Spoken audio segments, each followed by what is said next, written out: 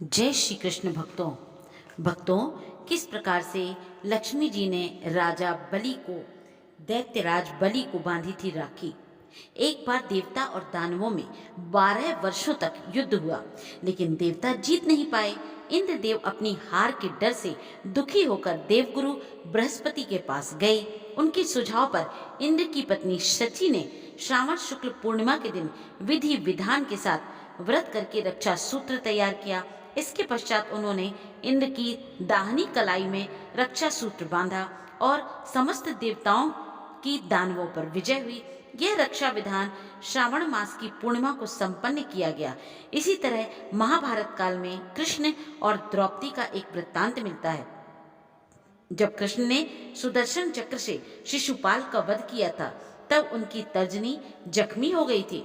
द्रौपदी ने उस समय अपनी साड़ी फाड़कर उनकी अंगुली पर पट्टी की थी और यह श्रावण मास की पूर्णिमा का ही दिन था।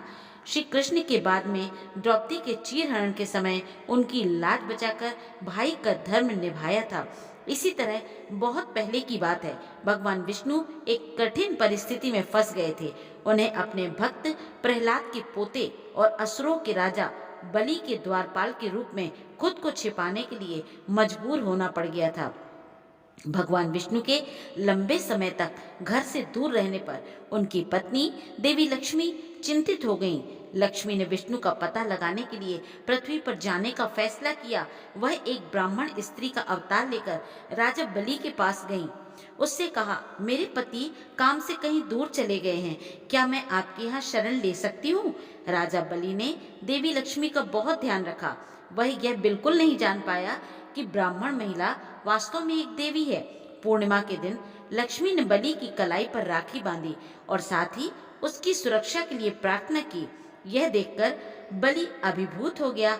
बलि ने ब्राह्मण स्त्री के रूप में छिपी लक्ष्मी से कहा, बहन, आपको मुझसे जो भी चाहिए मांग लो, मैं आपकी हर इच्छा पूरी करूंगा, यह मैं वचन देता हूँ। इस पर देवी लक्ष्मी ने कहा, कृपया अपने द्वारपाल को मुक्त कर दें, वह मेरे पति हैं। यह सुनकर राजा बलि चौंक गया। तब भगवान विष्णु और देवी लक्ष्मी ने बलि के सामने अपने वास्तविक रूप में दर्शन दिए। अपने वचन के अनुसार उसने भगवान विष्णु को अपने घर लौट जाने का अनुरोध किया। आज भी इसे भाई बहन के पवित्र प्यार को दर्शाती राखी की सबसे प्रसिद्ध कहानियों में से एक माना जाता है।